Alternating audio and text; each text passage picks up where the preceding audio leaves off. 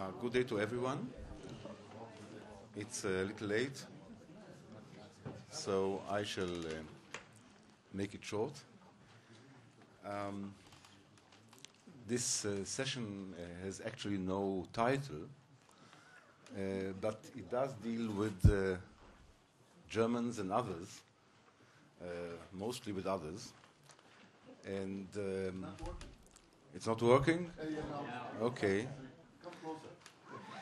Germans and others. And I think that is receiving the honor of chairing it. I should bring some kind of fresh, newsy air to the academic conference. I know that the papers are written in advance, and I know that the universities, especially the University of Jerusalem, are trying to block themselves from events. But just let me mention two events which could be interesting, perhaps not for the papers, which are pre-written, as I said, but also for discussions, not only now, but also later. One of them, I don't know if all of you, but I'm sure most of you will watch the game between Germany and Poland today, which is very interesting in that the Polish team has Germans in it, and the German team has Polish people in it. And the Germans are hosting a very, very international event, which does, especially as reflected on the media, not only in Israel, but everywhere in the whole world, is reflecting a very different face and a very symbolic face of Germany, which is reflected in other media or in academic research. So this is very, very interesting to watch how this big media event and even the symbolic place, which is it takes place. For example, we just had yesterday a demonstration in Nuremberg against Iran and for Israel. We have the Olympic Stadium, of course, in Berlin, which looks totally different than the one you see in Leni Riefenstahl's films, and so on and so forth. Not to mention, of course, the event itself, which is going to be canonized and historicized, in many years to come and generations to come. The second interesting thing that I connect the events here in Meyersdorf with the events this morning or this week is the book that just came out. I don't know if any one of you has already a chance to read it, On the Slope of Volcano, Al Midronot Har Gaash by Amos Oz, which is actually 3 essays or 3 speeches he held about Germany. And interestingly enough, or very interestingly, he's mentioning a sort of a dialogue between Israel and Germany, but does not at all mention dialogues within Germany, for example, within Germans and non-Germans in Germany, within Germans and Jews in Germany, and also our many dialogues, not only with the Palestinians, but also our many, many dialogues, or not so much dialogue, but sort of monologues within the Israeli society, which are also very interesting and also form a part of this conference. It also doesn't mention, for example, things like the Walser or the Goldhagen or the Nolte or the other controversies in Germany. But this is, anyway, an interesting book, which is going also to be canonized in the times to come as far as the Israeli-German dialogue is concerned. But as I said, this session has no title, so every one of the speakers is speaking from a different angle. Maybe in the questions we could return to the themes that I mentioned, who knows. Let me first introduce the first speaker. And Yifat Weiss is a senior lecturer at the Department of Jewish History at the University of Haifa. She is also the director of the Bucerius Institute of Contemporary German History and Society at the University of Haifa. In the year 2000, she published a book on German and Polish Jews in Germany in the 30s, deutsche und polnische Juden von Holocaust, jüdische Identität zwischen Staatsbürgerschaft und Ethnizität. And her forthcoming, well, there are some other books, but do you want me to mention some more? Or? But anyway, her main research interests are citizenship, migration, and identity in Central European, Jewish, and Israeli history. And she's going to speak about crimes against humanity, Jews, and others.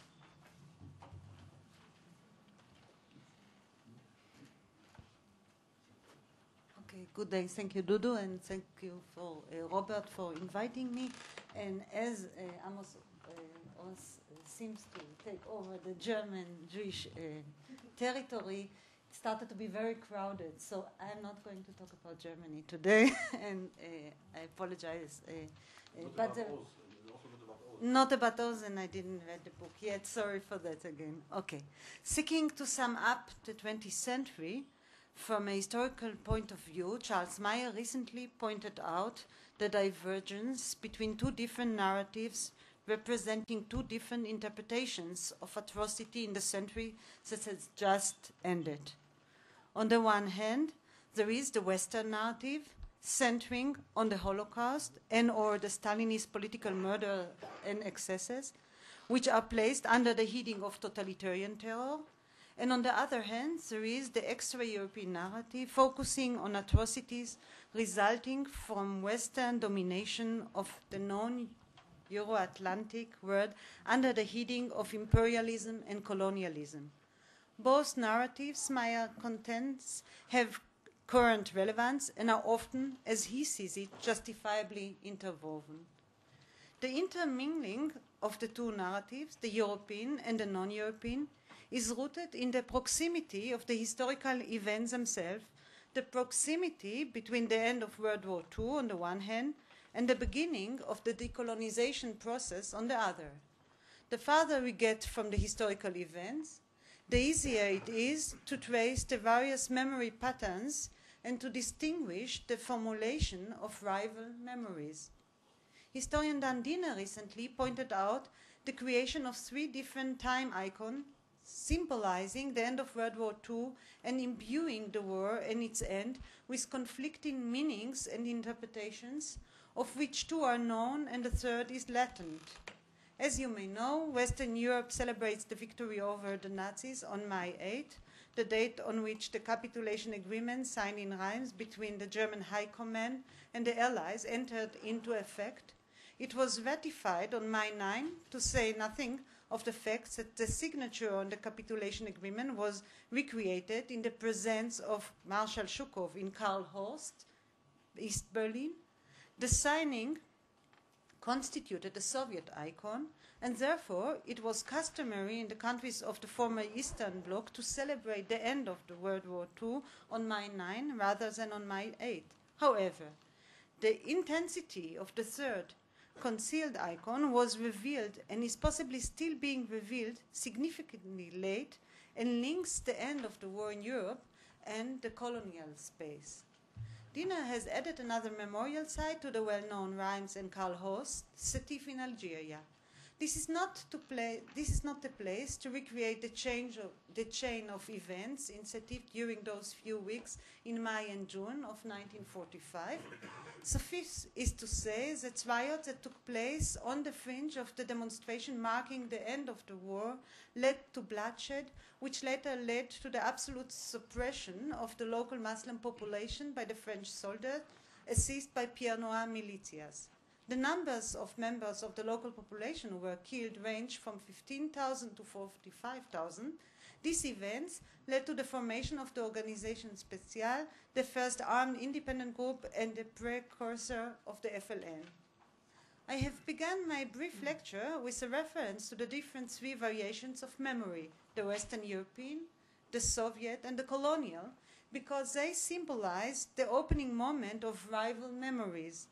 The proximity of the events between the end of World War II and the reality of colonial oppression in Algeria was one of the first moments when the basis was creating for the blurring of the borders between World War II, Nazism and the Holocaust on the one hand, and the crimes of European colonialism on the other.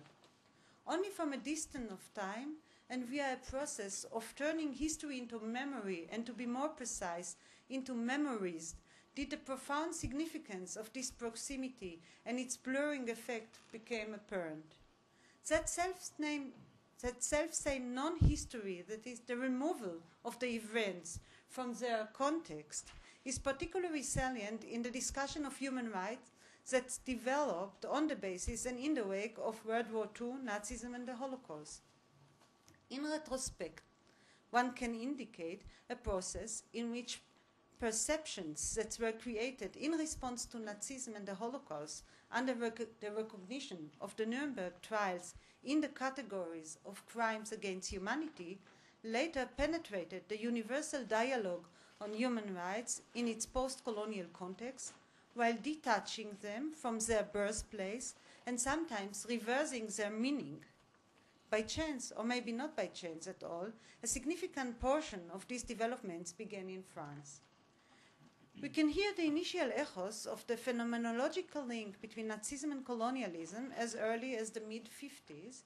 At the pure intellectual level, it was Hannah Arendt who raised the possibility of connections that might exist between the genocidal terror perpetrated inside Europe and the patterns of colonial and imperial slaughters that preceded them under Europe's color but outside its continental borders. Arendt's claims stemmed from a structural analysis and constitute a link in the study of totalitarianism that she developed. Thus, it differs from similar claims that began to be raised as part of the discourse of identity in that very same period. As early as 1955, Aimé Césaire, in a landmark speech on the evil of colonialism, had charged France with not being able to apply the lessons of World War II to its own racism in the subjection of colonial peoples, with not being able to face the racism within themselves, and that had survived Hitler's death.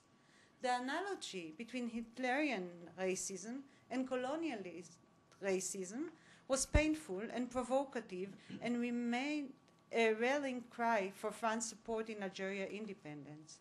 Parallel to the fundamental claim about the persistence of racism in Europe, additional claims centering around terrorism and torture as a control mechanism were raised as part of the fight for independence in Algeria.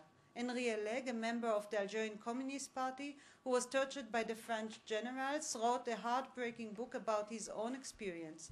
The French officers who tortured him told him that they were using the same method on him that had been used on them by the Gestapo when they were members of the resistance. The same argument was presented by French anthropologist Germaine Tillot, who spent 1934 to 1940 in Algeria on a research project, returning to France in 1940. She then joined the anti-Nazi communist underground and was captured and interned for 3 years in Nazi concentration camps, including Ravensbrück. The link between her experience under Nazi terrorism and colonial suppression, as seen by Tillot, was not systematic. Rather, it sprang directly from the matrix of her own biographical experiences when she returned to Algeria in the late 50s in an attempt to mediate between the FLN leadership and the French government. The tortured individual's subjective experience is universal by nature and sometimes generates solidarity which rises above but also obfuscates the various historical contexts that created the suffering of the individuals. Thus, for example, in the writing of Auschwitz survivor Jean Amery, who chose to present his life experience using the vocabulary of the colonial experience. The lack of an objective historical justification for a comparison of Auschwitz with the colonial experience cannot alter the fact that Amery identifies himself with the colonized people, or more precisely, recognizes a similarity between the destruction of one's selfhood in the colonial process and the destruction of one's selfhood in Auschwitz. Thus, he has recourse to Frantz Fanon when he describes the blows he inflicted on the prisoner foreman Józek, a Polish professional criminal. Fanon has an enormous attraction for Amaury for many reasons, including the detailed discussion of the issue of torture in Algeria by Fanon, the psychiatrist, from the perspective of both the torturer and the tortured. In Fanon's writing, Amaury can find an answer to the breaking of the spirit that he himself experienced when he was tortured. Torture was not part of the story of the Jewish Holocaust, so Amaury, who was tortured as a political prisoner, not as a Jew, can find succor in Fanon and not in other Holocaust survivors. The subjective truth in the case of Amaury is not identical to the historical truth, or to be more precise, it has no inclusive value. Use of torture, stressed Dandiner, assumes a conflict formulated in political language and terms, which means assumes the existence of a man acting out of political motives, whereas the place of the Holocaust, of Auschwitz, as it would be known in the future as a principle and as a place of annihilation, was completely outside the political boundaries. It was annihilation for annihilation's sake. As stated, this recognition can in no way alter the facts that the individual's life experience, in this case Amaury's life experience, possesses historical validity that is revealed by Fanon. In the years in which Amaury wrote his articles, identity politics wasn't yet articulated. Front were not yet there, or they were more permeable. In any case, use of Fanon's historical experience or one of his concepts was natural at this stage, or possibly more innocent. Just as Amaury chooses to use Fanon's concept for his own needs, thus Fanon uses the Jewish experience for his own need. It was in 1958, as Franz Fanon, who later became the symbol of the decolonization, cited the German reparations as a possible example or model of the demands to be raised by former colonial subjects in the process of liberation. The following reflections were written by Fanon as footnotes to his well-known book, The Wretches of the Earth, and I quote, "Not long ago, Nazism transformed the whole of Europe into a veritable colony. The governments of the various European nations called for reparations and demanded the restitution in kind and money of the wealth which has been stolen from them. Cultural treasures, pictures, sculptures, and stained glass have been given back to their owner. Herr Adenauer has renewed the promise of his people to go on paying the State of Israel the enormous sums which are supposed to be compensation for the crimes of the Nazis.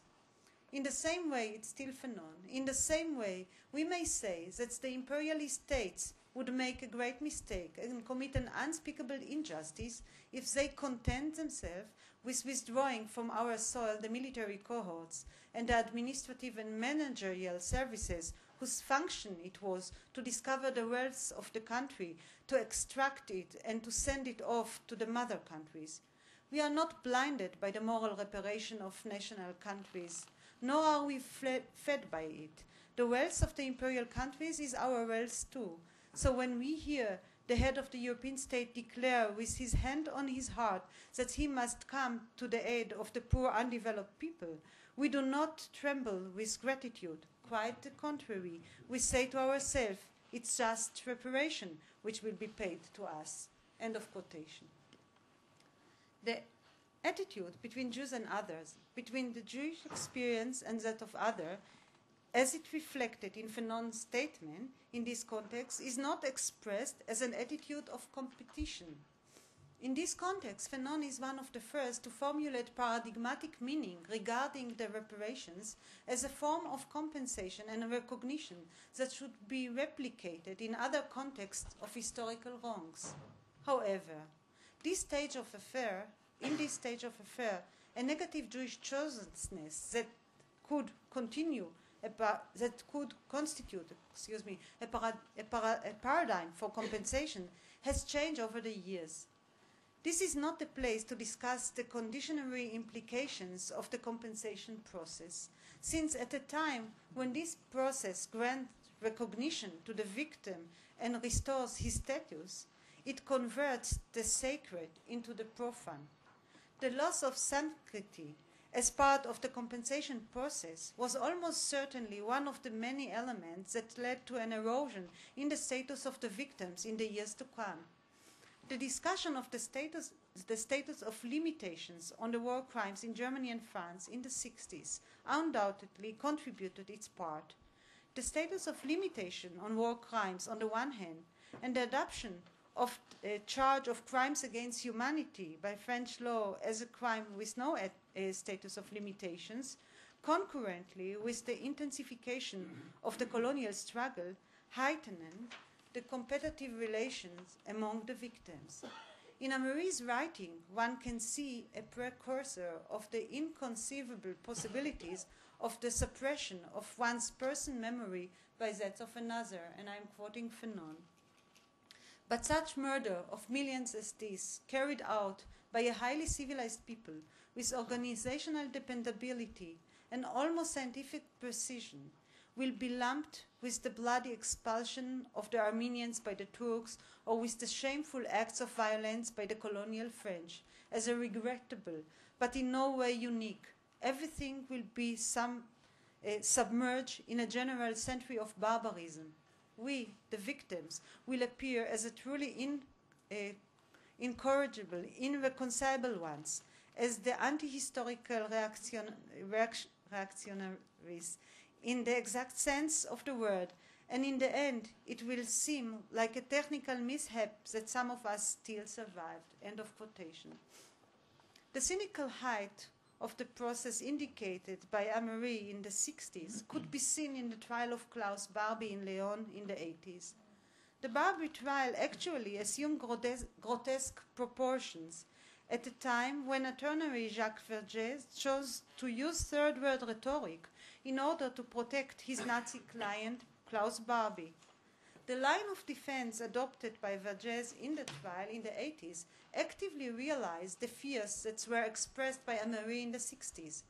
He chose to create overt competition between the victims. Vergès, as Elise Kaplan shows in her excellent article, I quote her, evoked everything bad that had happened in the world since 1945, all the crimes of imperialism and state racism that had gone unpunished, thereby touching the nerves of people born after 1945 who are emotionally closer to those events than to World War II. He set up recent history in a competition with what had come before it. End of quotation. However, the calculated cynicism of the step taken by Vergès and the far-reaching implications on the politics of memory and identity in the future is what led Alain Finkielkraut to embark on an all-out war against Vergès and other of his like. Try to imagine, and I quote Finkielkraut, for a moment at Nuremberg, the Nazis' lawyer pleading the case of their clients, among others Göring, Bormann, Frank, Rosenberg, Kaltenbrunn, Julius Streicher, by quoting from André Gide, Voyage to Congo, and by passionately invoking their own experience of racism, of European colonialism. Such a grotesque scene is unimaginable. It took place 40 years later, however, and without making too many waves, in the Palace of de Justice at Lyon. The Barbie trial was therefore not, as most commentators claim, an exemplary continuation of the Nuremberg trial. Through the spectacular collusion of the representative of the third word with a Nazi torture, it was, on the contrary, a mockery of the Nuremberg trials, and in nullifying the official finding established by international community following the victory over the Nazism, that humanity itself is mortal. End of quotation. I began my statements about the proximity of events between the end of World War II and the eradication of Nazism and the start of the Cold War and the decolonization process. Use of the anti-colonial struggle in the Jewish experience, and more rarely, the Jews' use of the colonial experience in order to formulate the Jewish experience, were in the initial and unsystematic stages and were even somewhat naive. Over the years, the naivety was lost and turned cynical. instead of connecting anti-Semitism with racism against non-Europeans, write Alice Kaplan, Vergès pits Jews and non-European against one another. In the 80s, the conditions for a step of this type were particularly favorable. The loss of France's colonies during the national liberation struggle of the 60s, the arrival of North African immigrants, and the rise of a new anti-Semitism, anti-Arab racism, and the conflict of Israel and Palestine. It is highly doubtful whether the situation today is any better. Thank you.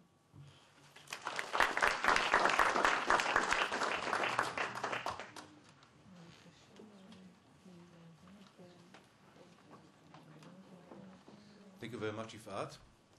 And I'm happy to invite Annette Seidel-Arpacci, who is doing a postdoctoral research in Leeds University in Great Britain. Her research centers on theoretical reflection of the deeply problematic political and linguistic concepts and constructions concerned such as the notion German wartime suffering, also in discourses outside of Germany, and on critical analysis of the construction of German victimhood expressed in non-Jewish Germans' perceptions of Jewish survivors and displaced persons in Bavaria in the immediate aftermath of the Holocaust and the war. In this summer, having received a fellowship, she will be conducting research at the Library of Congress in Washington between June and September. She will speak to us about between multiculti pedagogy and racisms, Holocaust memory, migration, and otherness in Germany. Thank you. Thank you. First, I'd like to express my gratitude to Professor Wistrich for inviting me. And the title of my talk, I will speak about this topic, but I had to admit to myself at some point that it was a bit too expansive, so I shortened it a bit. Yes, I hope it is. In his lecture Erziehung nach Auschwitz, Education After Auschwitz, broadcast on Hessischer Rundfunk in 1966, Theodor Adorno postulated that political education should be centered on ensuring that Auschwitz would not repeat itself. In pedagogic debates, this lecture is regarded as the foundation for post-1968 conceptions of education and socialization in Germany.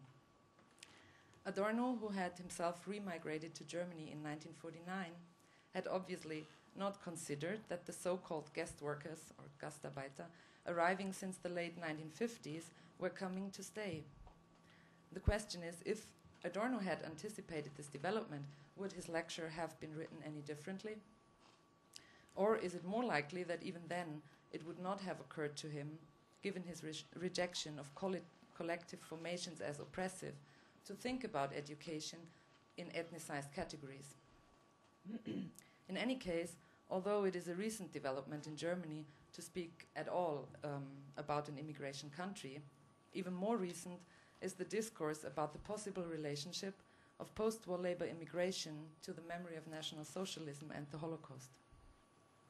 So in this talk, I argue that while migrantized women and men in Germany are excluded from a mainstream national remembrance culture, the debates, mostly pedagogic debates I'm referring here to, challenging this exclusion are themselves marked not only by a further production of yet other others, but also by a total lack of interest in those migrant histories and positionalities that are prone to contradict the construed, what I call, neutrality of migrants with regard to what is called the German past.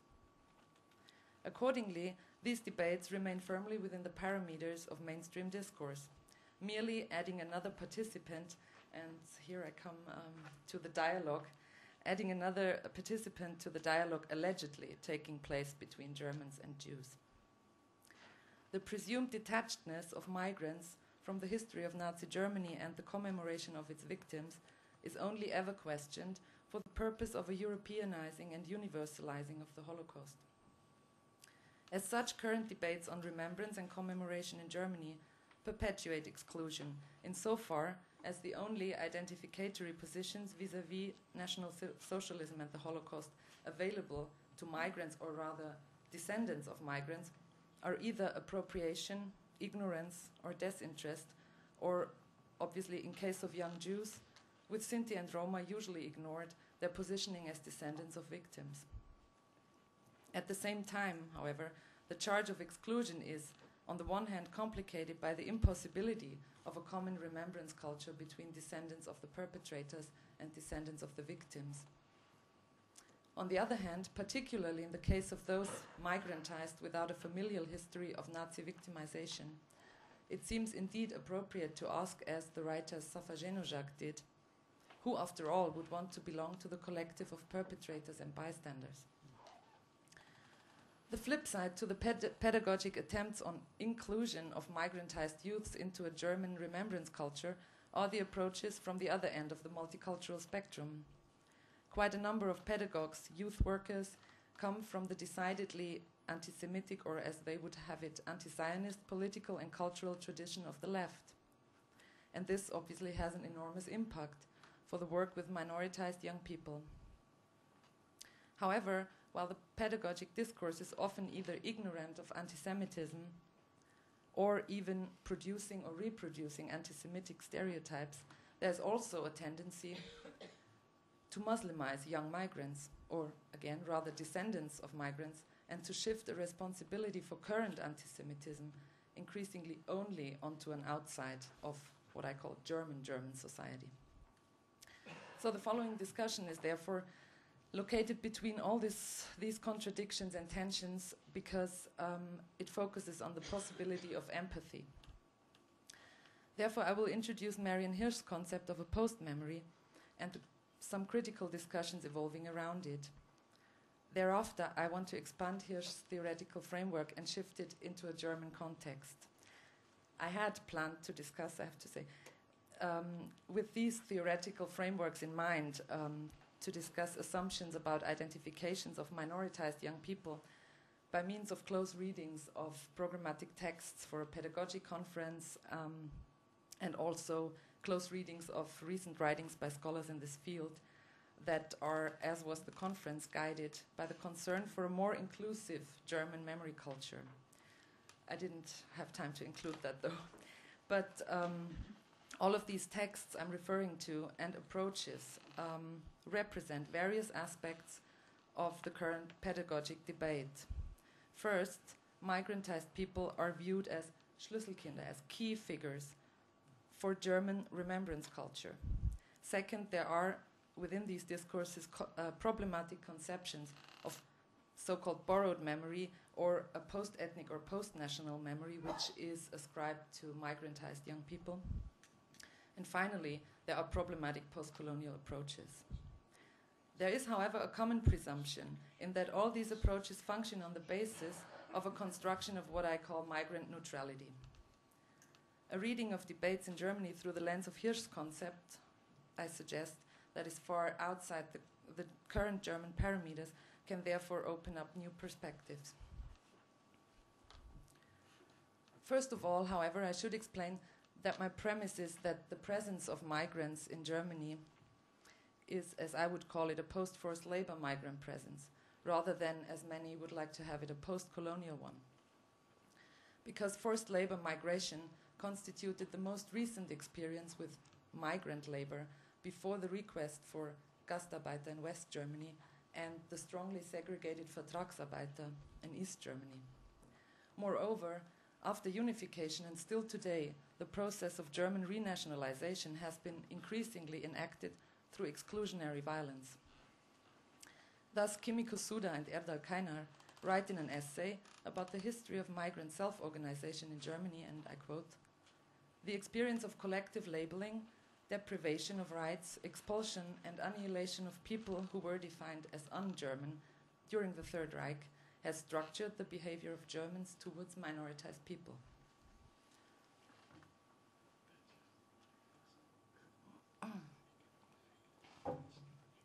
The notion of a post-forced labor migration allows for the analysis of a contemporary migrant, or as I call it, migrantized presence in Germany against the background of National Socialism.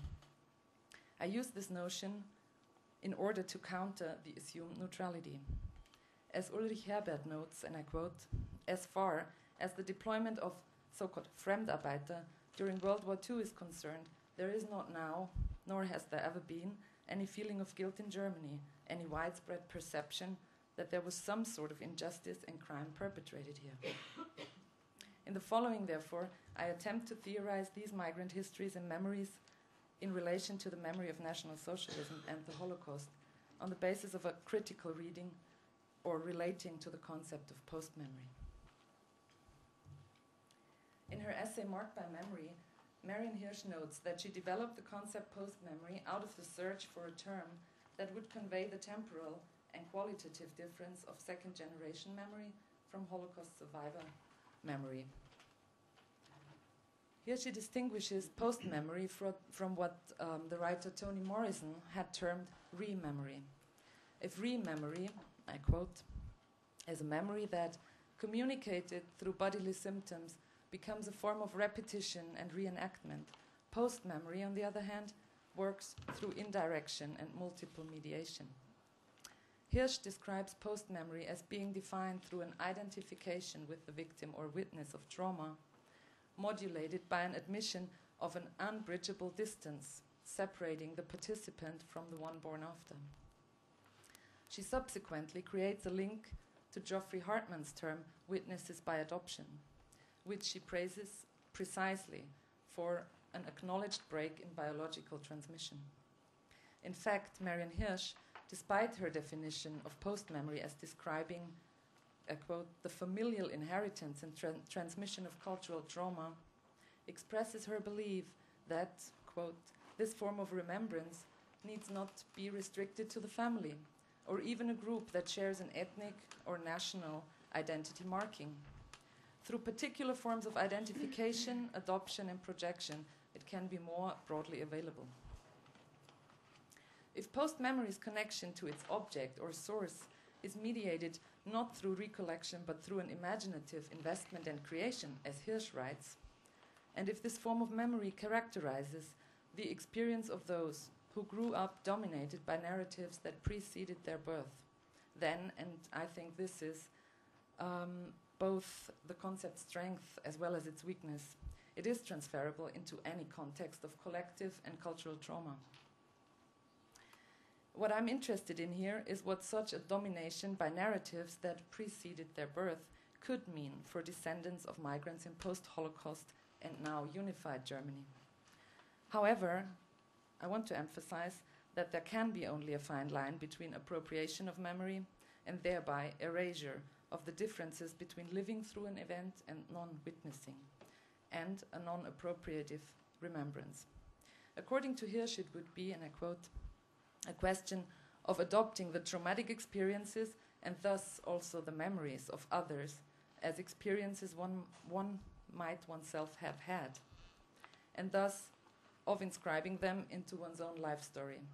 This form of identification means the ability to say, and this is still Hirsch, it could have been me, it was me also, and at the same time categorically, but it was not me.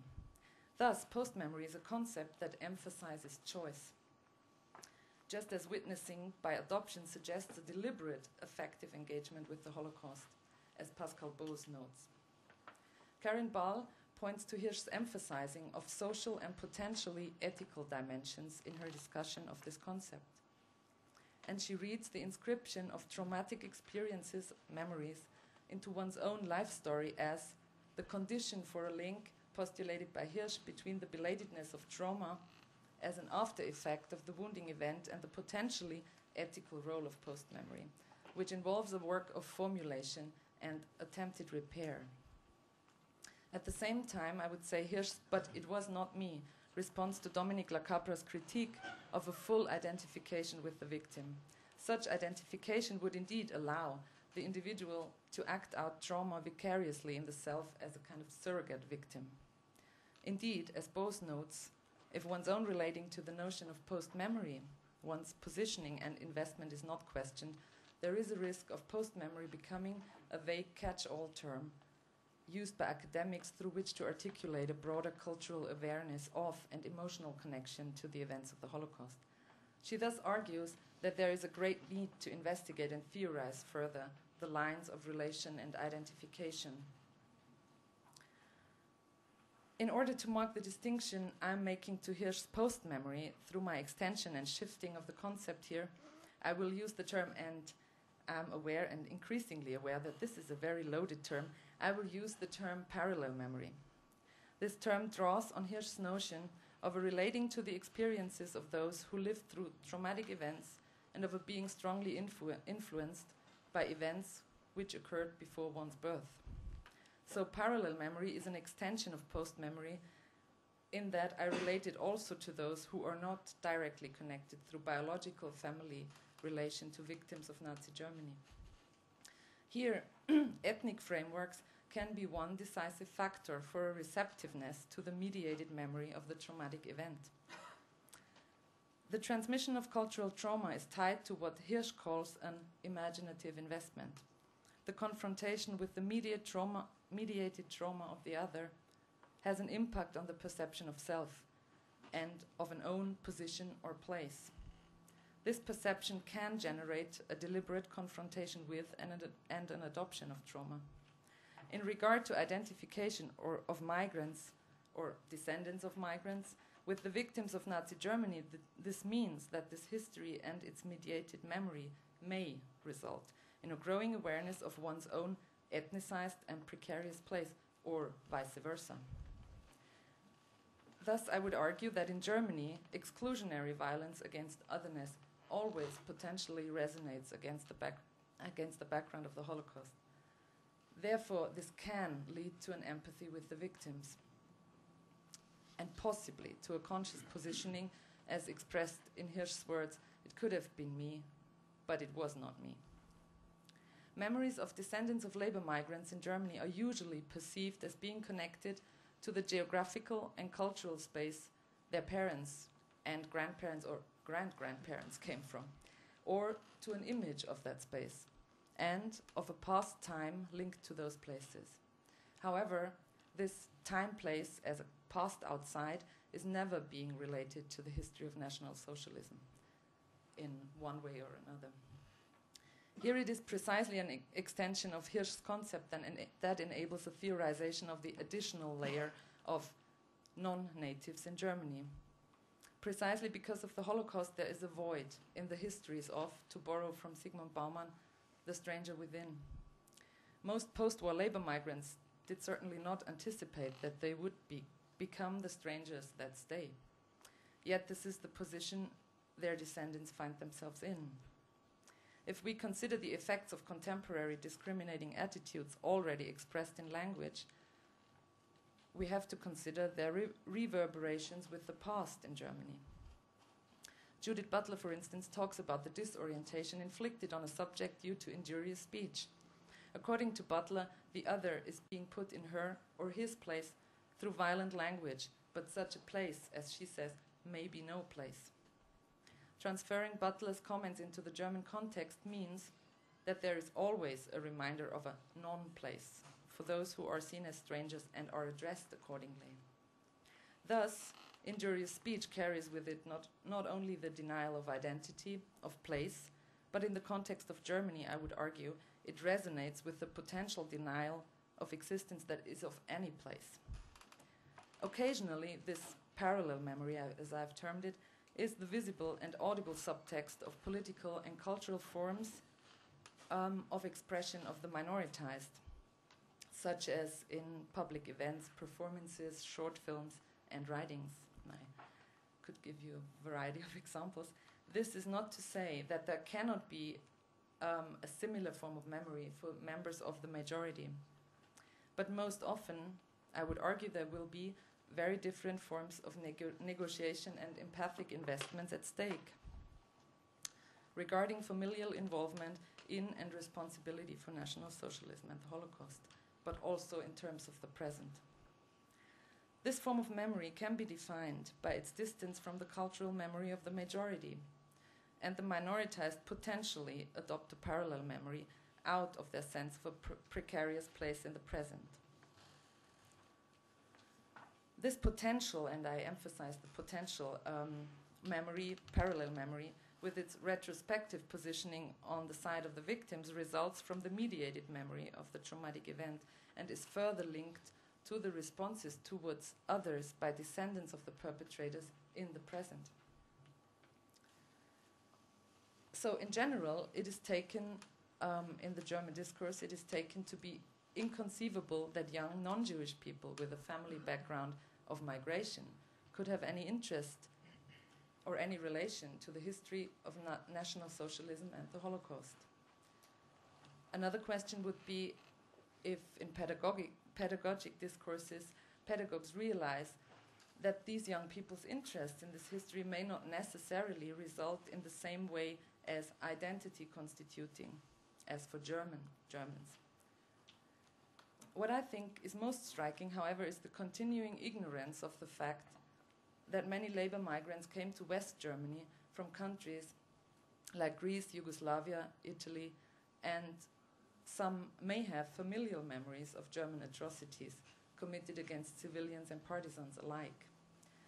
Many so-called Fremdarbeiter came mostly as forced laborers rather than out of their own will from the very same countries as the first Gastarbeiter did not even a decade later.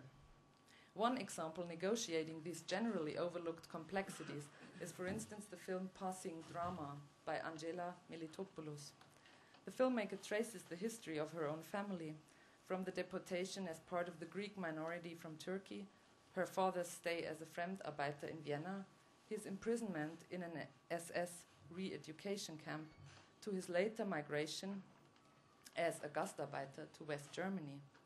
The latter an experience that many people from his village shared.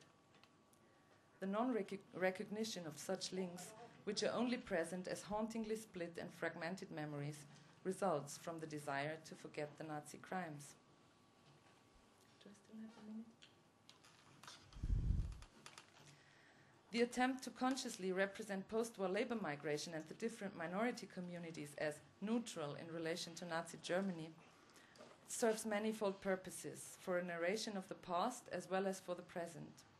These agendas relate to present politics against minorities and indeed are driven by foreign policy too. First, the atrocities committed by Germans in occupied countries disappear, insofar as they have ever been a topic at all, from debates and thus from awareness. This has a decidedly current topical aspect. Germany is still confronted with moral and legal demands from governments, organizations, and individuals, for instance from Italy and Greece, seeking restitution for destroyed villages and some acknowledgement of responsibility. Second, from a German perspective, the Holocaust can be read as only a European atrocity rather than a German crime. Third, remembrance of the Holocaust and of National Socialism as a whole is turned into a form of German memory work that asserts a monopoly on narration and access to remembrance culture, increasingly asserted in recent years also against Jewish memory via the debates on Germans as victims. The denial of often very different other pasts and the demand that the migrantized integrate into a German memory discourse becomes a precondition for acculturation. Not only does this suggest that German remembrance culture holds the only valid form of memory and commemoration, it also implies that migrants and their descendants are themselves without any valid or relevant history and memory. This means a lack of understanding that, to borrow a term from Andreas Huyssen, a migration into other pasts would have to be a mutual enterprise. But this is where the circle draws to a close again, since such a concept would inevitably have to consider precisely the denied and silenced histories of forced labor, and thus would lead directly into the present as well. The processes of normalization that are particularly obvious after unification also become clear at this point, the construction of a redeemed nation destined to teach others the lessons learned from history.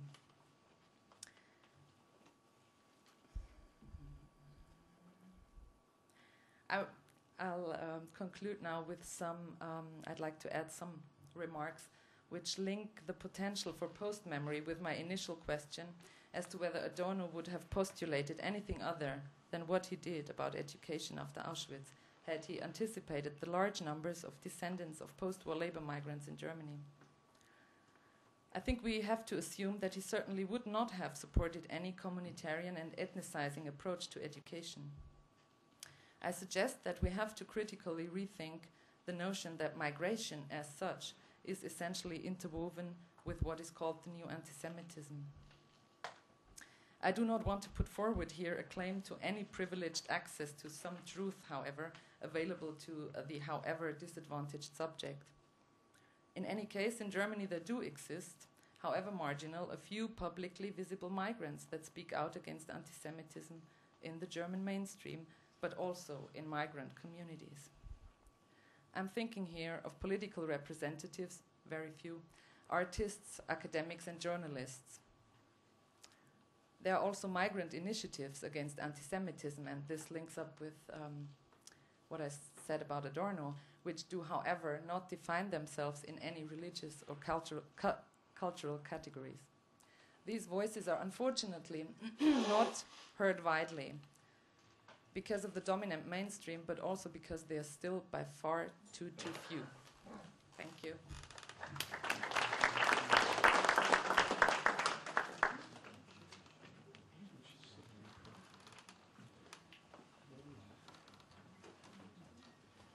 Thank you very much. And another guest from Haifa, which has dominated this session, is Gad Margalit, a senior lecturer in the history department at Haifa University. His main field of interest is the German coming to terms with the Nazi past, the Vergangenheitsbewältigung. His forthcoming book, Guilt, Suffering and Memory, the commemoration of the German dead during the Second World War, will shortly appear in Hebrew at the University of Haifa Press, and the book won the Bahat Prize for 2005. And Gilad will speak to us about the current German preoccupation with the suffering of the Germans during World War II and the Jewish perpetrator.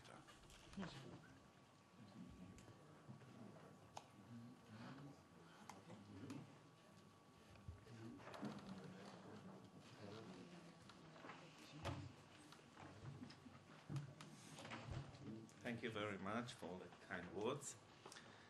And I will start.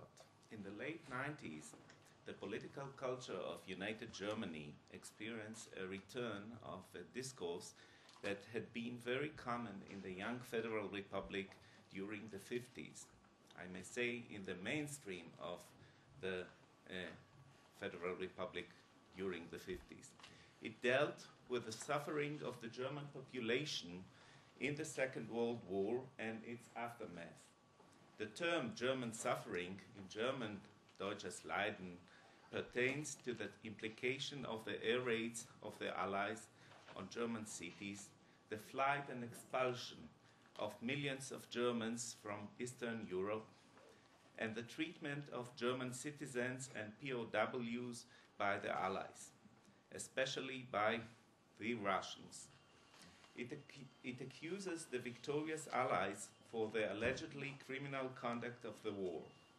This discourse collectively portrayed the Germans during the Second World War as a people composed of victims, ein Volk von Opfern.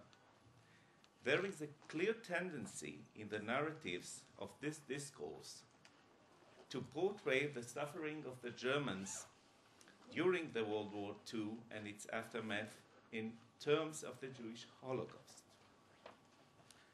However, this discourse usually lacks any reference to the German political responsibility for the war or to the context of a total war waged by the most popular Nazi regime.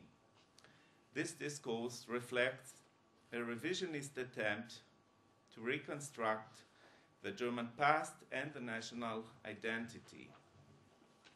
Since the 70s, this discourse gradually lost its legitimization among mainstream circles and was restricted to ex-Belize, nationalist or far-right circles.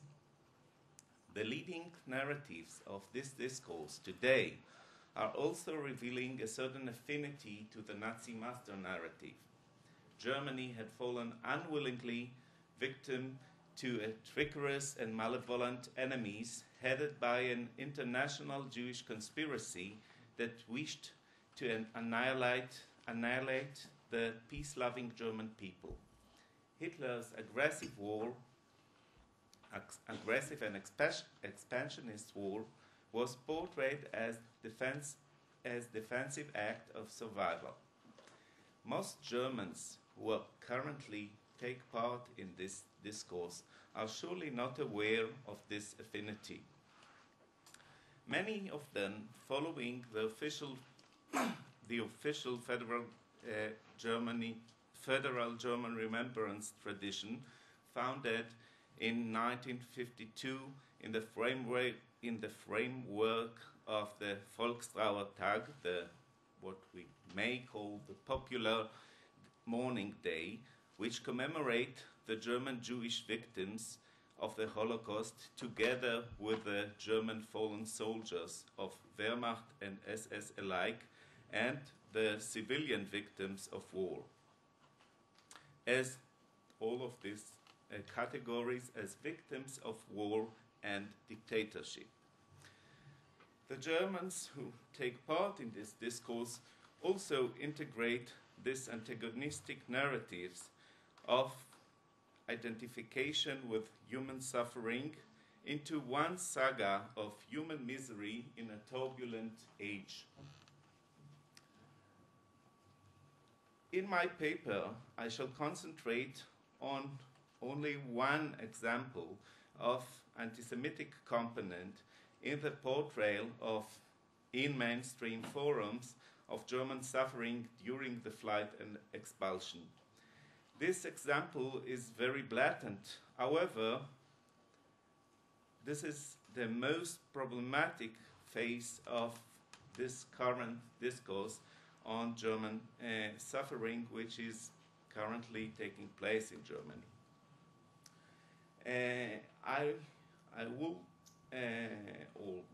This anti-Semitic component refers to a Jewish perpetrator as initiator of the German suffering. The Jewish perpetrator is the Russian Jewish author and journalist Ilya Ehrenburg, who during the war wrote articles for the Pravda, Izvestia, and the Soviet military daily Krasnaya Zvezda, the Red Star. Joseph Goebbels, in his capability as the Reichsminister of Propaganda, had demonized in the German press the Jewish Ehrenburg as the main instigator and manipulator behind the Soviet scene. He was presented as the ultimate proof of the existence of the Jewish international conspiracy to annihilate Germany. In order of the day addressed to the Wehrmacht for the new year 1945, Hitler himself referred explicitly to threats allegedly made by, and I quote, Stalin's house Jew Ehrenburg to physically annihilate the German people in the case of a German surrender. Millions of Germans were exposed to this official demonization of Ehrenburg. The Nazi leadership deliberately published exaggerated reports of war crimes perpetrated by Red Army soldiers against German civilians in East German territories during the last month of the war, believing that this information would strengthen the will to fight the Soviet invaders. In this manner, Goebbels used an alleged mass rape of German women and murder of 26 civilians in the East Prussian German village of Nemmersdorf by Red Army soldier in October 1944. The Nazi newsreel Wochenschau portrayed a very vivid report on the event in the German cinemas. Such report and announcements caused panic among millions of Germans who fled from their home westward under the impression of the official reports. Almost 5 million Germans were either evacuated by the German regime from these territories or fled the territories east of the Oder-Neisse River until summer 1945.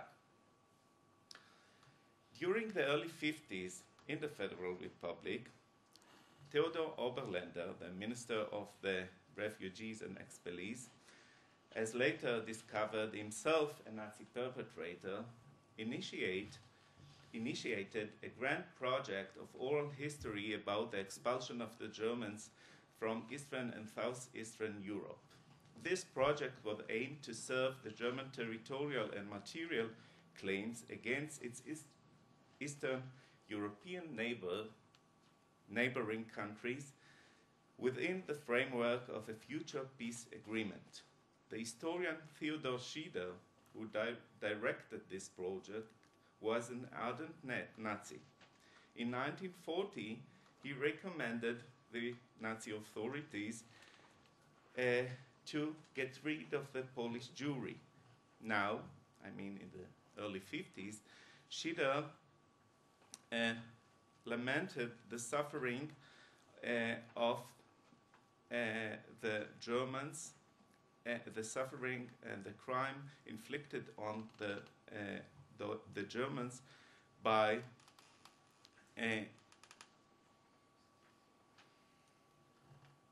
the Soviet soldiers, and in this 5-band series, one can have the impression that Germany has faced an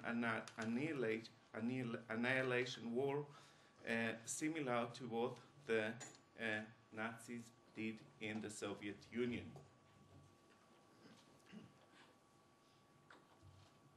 This was the official German position regarding to the expulsion of the Germans from the East during the early years of the Federal Republic. The official West German estimates the number of the victims of flight and expulsion, claims an unconfirmed total ranging between 200,000 and 2 million of Germans. The far-right circles tend to inflate the number and claim that the official term flight and expulsion in fact disguises the mass murder of millions of German civilians. It was, they maintain, a German Holocaust. In close affinity to the Nazi propaganda, the narratives of the expellees and the far right portray the flight and expulsion of the Germans as the most horrendous crime in history. Only last week, the slogan of the 57th meeting of the Sudeten Germans in Nuremberg was "Expulsion is genocide, Vertreibung ist Völkermord." They also explicitly refer to Ehrenburg not only as the sole instigator of the Red Army soldiers and the directed responsible for the crimes of Nemmersdorf. The East Prussian village served as a symbol of the crime committed against German civilians in the last stage of the war, as well as after the German collapse. In November 2001, the history program of the second German public TV, the ZDF, broadcast a 5-part series produced by the ZDF History Department, directed by Guido Knopp. It was called The Great Flight, Die große Flucht. This series discussed the destiny of the German refugees and expellees. This series followed the well-known Guido Knopp formula, a collage of authentic films, many of them were taken from the Nazi Wochenschau, and historical photos mentioned earlier, accompanied by a dramatic narration that sometimes had even some pathetic moments, interspersed with some very short clips of contemporary witness, of about a sentence each. All this was molded into a cohesive narrative and ornamented with a soundtrack that adds force to the dramatic moments in the program.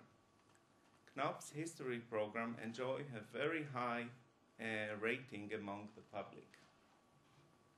In the first part of the series, the causes of the flight and expulsion were presented. Ilya Ehrenburg is depicted as a journalist stamped with a fanatical hatred, as well as being the main instigator of the Red Army soldiers to commit atrocities against the German population of the occupied German territories. While the official, I quote, while the official party propaganda still discerned in the beginning of a difference between the Nazi leadership and the German population, in his articles, Ehrenburg turned the Germans into a people of barbarians and criminals, end quote. As proof of this claim, a passage from a leaflet written by Ehrenburg in 1942, a leaflet for the Soviet soldiers, of 1942 is cited. It was written in the context of the German attack on the Soviet Union, conducted as a war of annihilation deep in the Soviet territories. It reads, quote, "Take notice, soldier, there is in Germany hides the German who murdered your child, raped your wife, bride, sister, shot your mother and your father. The German who had burned your cattle. Go ahead against your enemy, armed with an inextinguishable hatred. The cry of your mother calls on you for a relentless revenge." End quote. The term German in the context of this 1942 leaflet is certainly the German soldier, the invader to the Soviet Union, and not German civilians. However, the film totally ignores this fact. The decision of Knopp and his team to follow the German extreme radical right press and to adapt this Nazi anti-Semitic interpretation of World War II endows this mainstream series with a certain revisionist flavor. The Jew Ehrenburg, not Stalin, not the Communist Party, neither the commander of the Red Army, is held responsible for the atrocity committed by the Red Army soldiers against German civilians. The film exposed the manipulative portrayal of Nemmersdorf by the Nazi propaganda. However, the main components of the Nazi master narrative remained intact.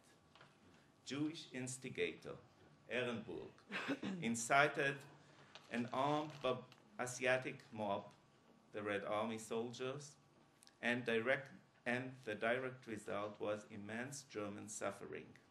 The broadcast of the Great Flight evoked a growing preoccupation with this topic in the political culture. In many articles in the German press, the name of Ehrenburg was marked, and with connection with Nemmersdorf or with the atrocity conducted by the Red Army soldiers. Professional historians and some journalists had expressed fierce criticism on Guido Knopp history programs on National Socialism years before the Great Flight was broadcasted. They described the Knopp formula as a Nazi kitsch, adopting Nazi pathos and glamour, and as programs that follows the rules of the thriller. However, I didn't find any criticism of the anti-Semitic portrayal of Aaron Burg in this series. Thank you very much.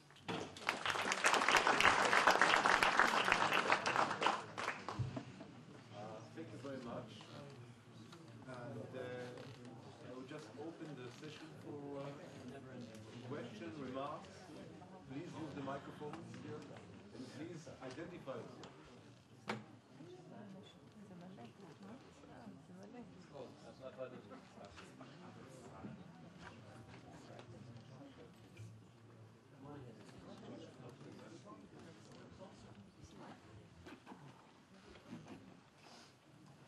I want to propose a question that might link these presentations in one very specific respect.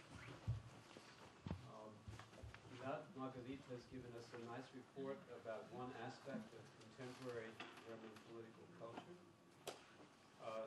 The other two speakers have spoken at least at some length about pedagogy and the pedagogy of memory.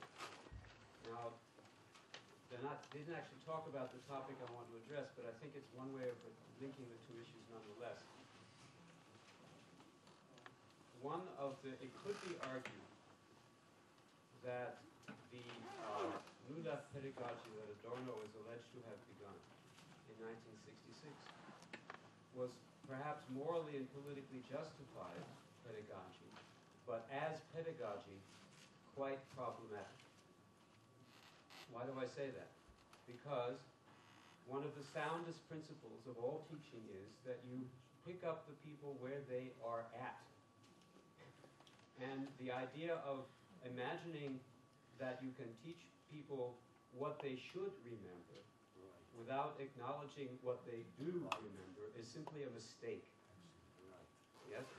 And that is the link I want to address here, because I want to suggest to you that Gilad Margalit's discussion is incomplete in one fundamental respect. It's very important what he has said, but there's one dimension that is missing. Why does this right revisionist interpretation have any resonance at all? And I would suggest that one of the reasons it has any resonance, in spite of the 30 years of efforts on the part of those well-meaning pedagogues since the 1960s, is that there are actual memories of suffering amongst tens of millions of Germans. And it is simply a mistake to pretend that that suffering did not happen. It is even more of a mistake to argue that because it was, quote, justified, unquote, by the context, the political origins of the war, it is therefore less suffering than somebody else's suffering. This is simply a mistake. People are going to remember their own suffering first, before they can even imagine anybody else's suffering. That's what empathy is about, after all. Otherwise, empathy is very abstract and very difficult to establish. Yes? So I want to raise this without being a revisionist or hopefully encountering no suspicion of being myself a revisionist, but to simply point to a simple pedagogical fact that has some connection with contemporary German political life. I think we need to remember these things and think about these things and reflect about these things a bit more carefully than we have before. And my point at the end, the take-home point, is that perhaps this discussion is not about German suffering at all, because German suffering exists, this is banal, but about the justification of suffering. Thank you. Following from these remarks, just two further questions. One question for Annette, and that has to do with her idea, with the discussion of post-memory, and migrants or the second generation of migrants in Germany today, here one could ask whether these migrants are not in a dismal position often, becoming slowly a new underclass. I'm talking about the youth, younger generation, often being confined to Hauptschulen and so on, and being in a precarious situation and not actually needing access to another form of memory to know what their situation is all about. They don't need indirect forms of memory towards the Holocaust and so on, perhaps. And the second thing is also has to do with what Mitchell Ash has said. When you established this nexus between victimhood, German victimhood in the 50s and German victimhood today, maybe we should also think about generational issues. That is to say that often these people who are discussing these matters, and I'm talking also about intellectuals like Koselleck and writers such as Günter Grass, this is suddenly an effort to come to terms with their own past. Although for many decades they had to deal with, they dealt with the past in an abstract way, they now are suddenly confronted with their own personal memories. So the generational aspect, I think, is also quite important.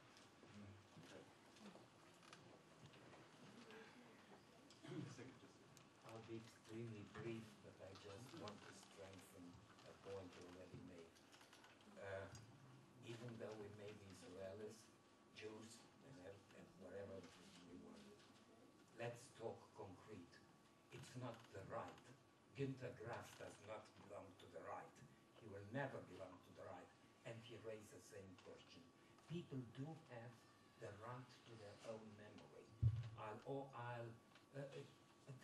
Memories may clash. We have spoken about that, and I think I'll deal a lot of in my presentation this afternoon was very much the same in a total different places.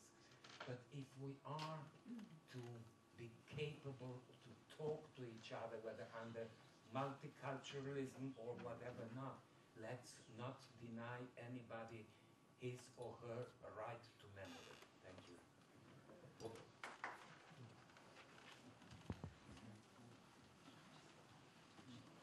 I would like to address in particular the 2 points that were raised by Gilad. The first one is the gap, not to say the chasm, but it seems to me has existed for many years in Germany between the official establishment line about honoring, memorializing the Holocaust, and the overwhelming sense revealed by survey after survey, certainly since the late 1970s, early 1980s, of German public opinion.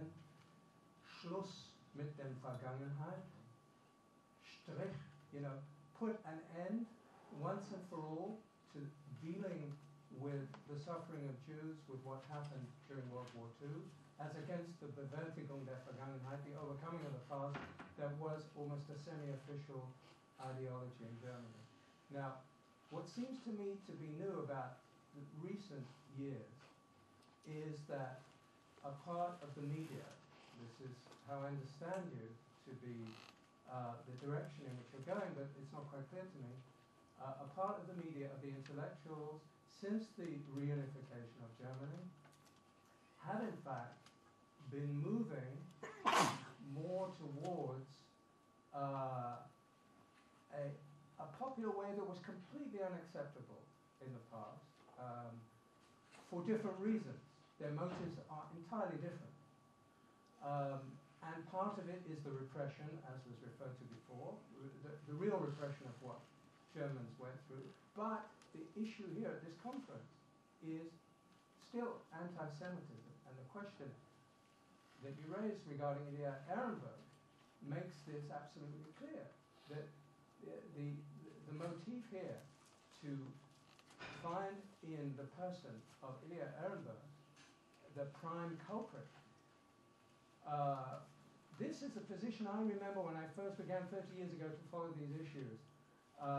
And I used to read what was then called the Deutsche Soldatenzeitung of the far right, in which not only Ilya Ehrenberg every other day was portrayed as a criminal, but also Henry Morgenthau and, of course, Theodor Kaufmann and all these things, which only began to be accepted in the 1980s when Ernst Nolte picked up the Theodor Kaufmann thesis that actually it was the Jews that declared war on Germany and they wished to destroy Germany, and everything that followed was just a response. And it seems incredible.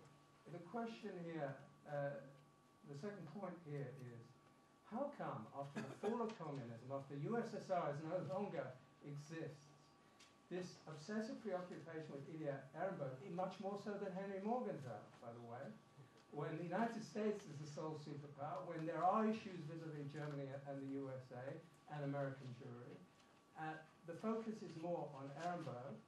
Is it because they're afraid maybe of the power of American Jewry and the possible consequences of focusing too much on that aspect? What is going on here in a wider framework?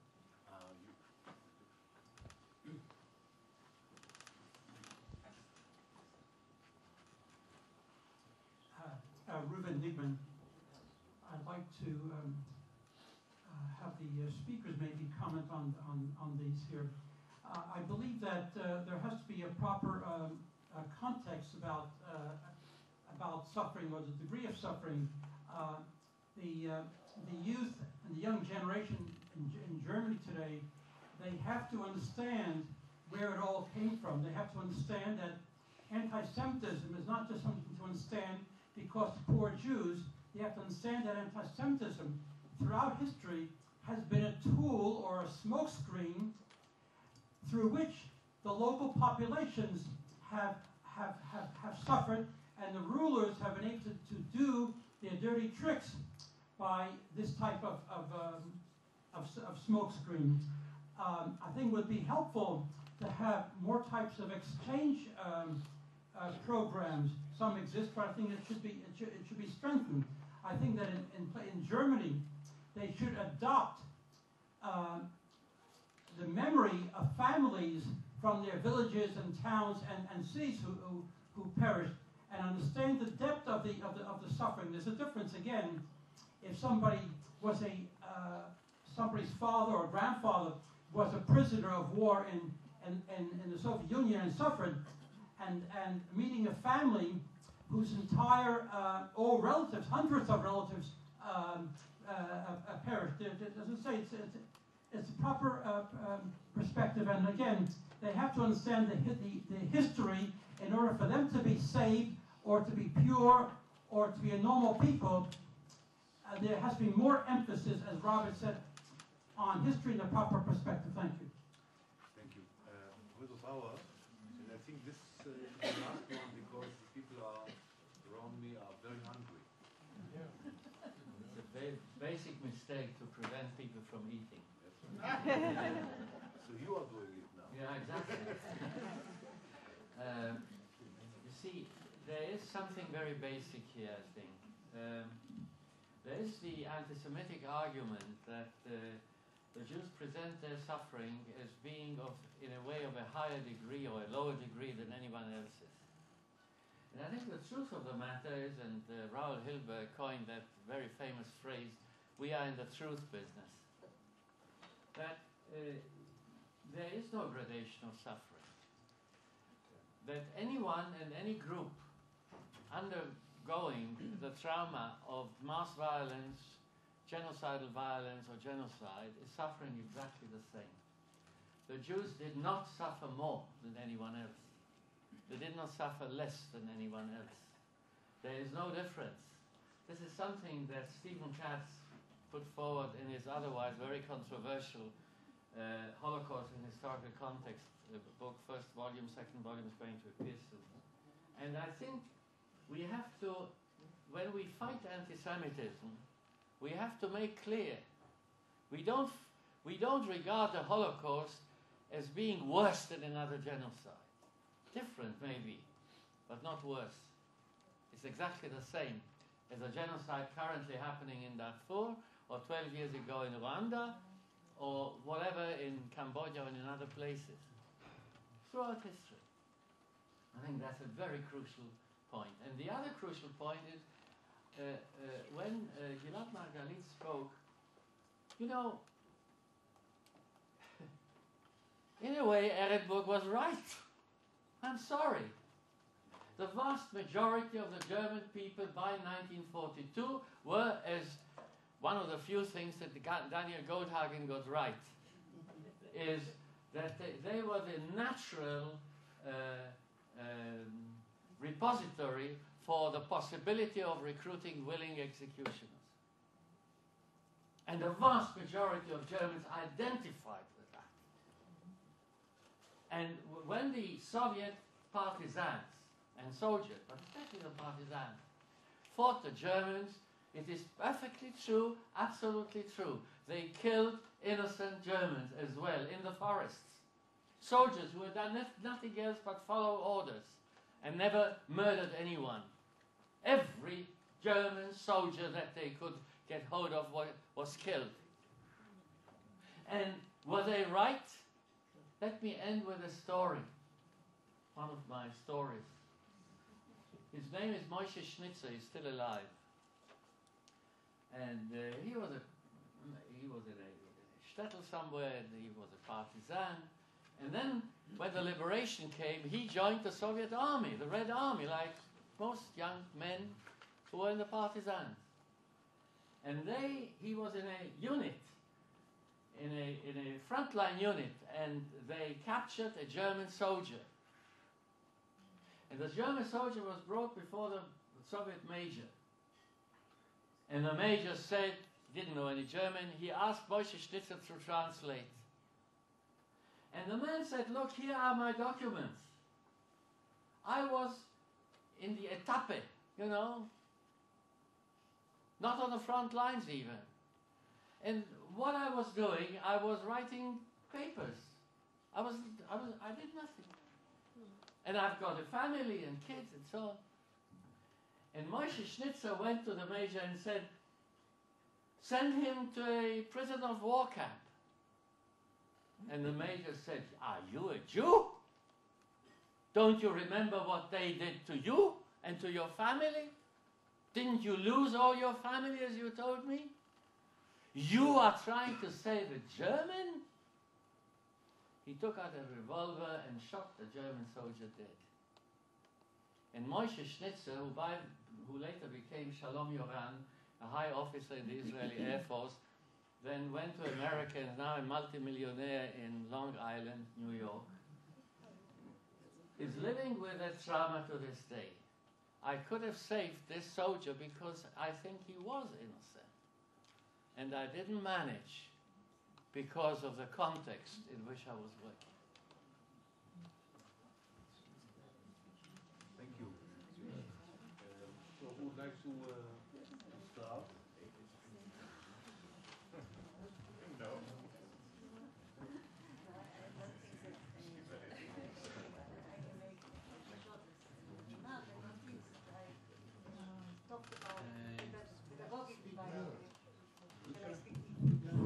No, it's okay. It's not okay for your purpose.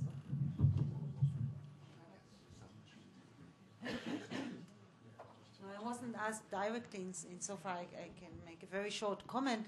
I might thank you for trying to link things together that can't be linked together because we spoke about very different topic, and I will have to think if Amari is a kind of pedagogic effort. But that would be about Amari himself. I was trying to deal with the question of identity politics as an appeal, and not from the pedagogic aspect of how to explain the Holocaust, but how should I react according to identity politics and all kinds of moral demands. And I would say suffering is suffering and suffering. And again, we do judge and we do decide. And I try to demonstrate a kind of change in identity politics, while at the beginning solidarity and empathy was possible and was open, front were not yet there, it changed into a very cynical zero-sum game. That was all my arguments. So just to this point, and I think that you might have to answer a little longer. I have a shorter.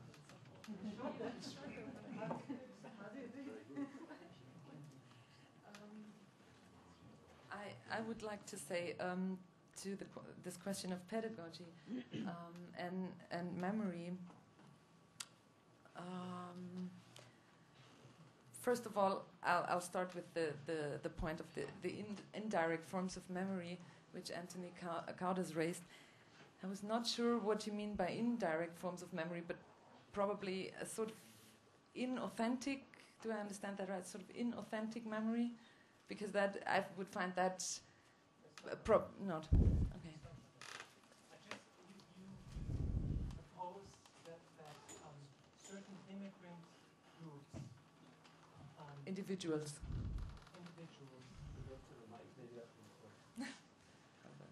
In order for certain immigrant individuals to come to terms with their own precarious situation in Germany today, need access to post-memory.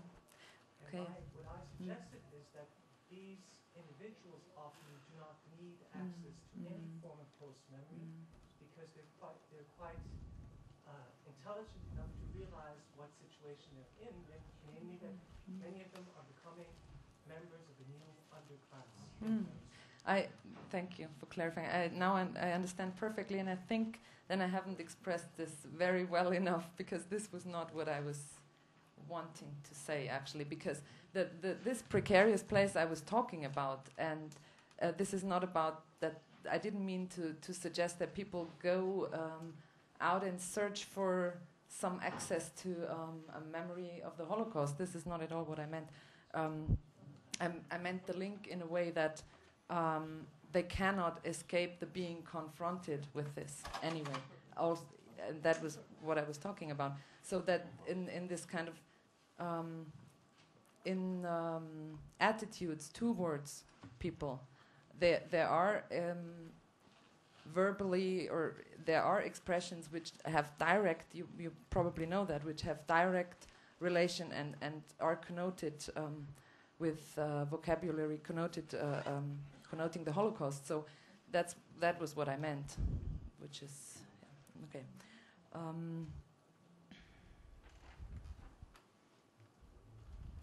Yeah, for now. That's it for now.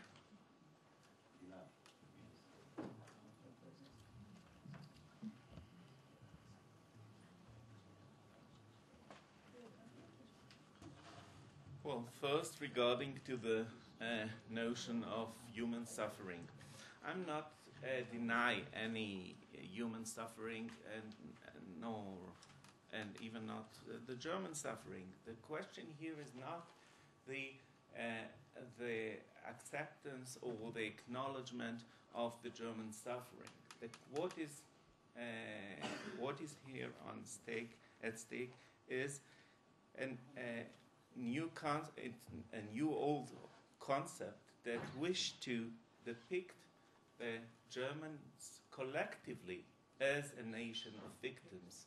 And I think that in this respect, there are much better candidates. I think we can think about Sinti and Roma. We can think about the Soviet nations.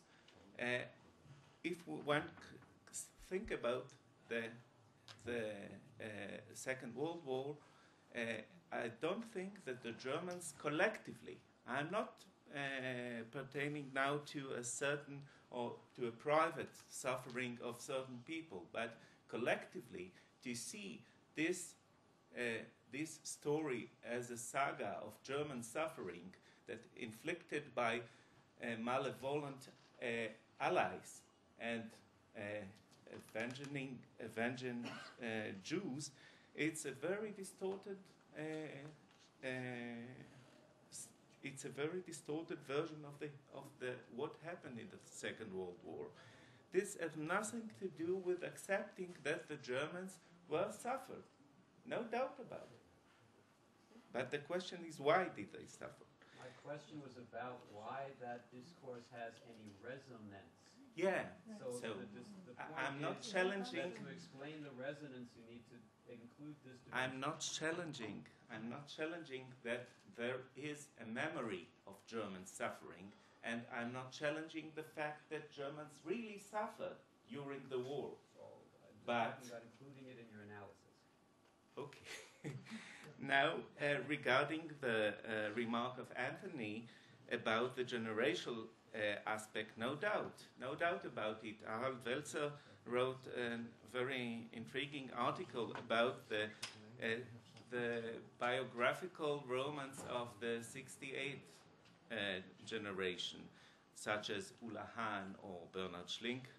And then he also explained it on a generational grounds, that these people, when they arrive to the age of wisdom, then they feel they were not so honest toward their own fathers of the Nazi generation. But we can find also, as was mentioned, Günter Grass and much younger people who are identified with the new discourse. And I think there are also other reasons for this identification with this new narrative, or new narratives, because there are a variety of narratives, not everything is the same. Regarding Robert's question, why Ehrenburg and not Morgenthau? I think the reason is that the Morgenthau plan was never implemented. But on the other hand, what could be part of the Ehrenburgian plan was implemented. It calls the Potsdam Agreement and the Verteilung, the partition of Germany. And I think that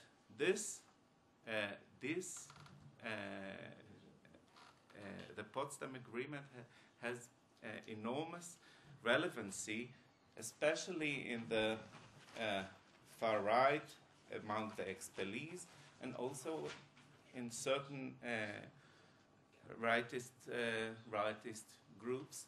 So it is much more relevant, and they use it. And you can see, for example, in the Allgemeine Preußische Zeitung, it's a typical expellees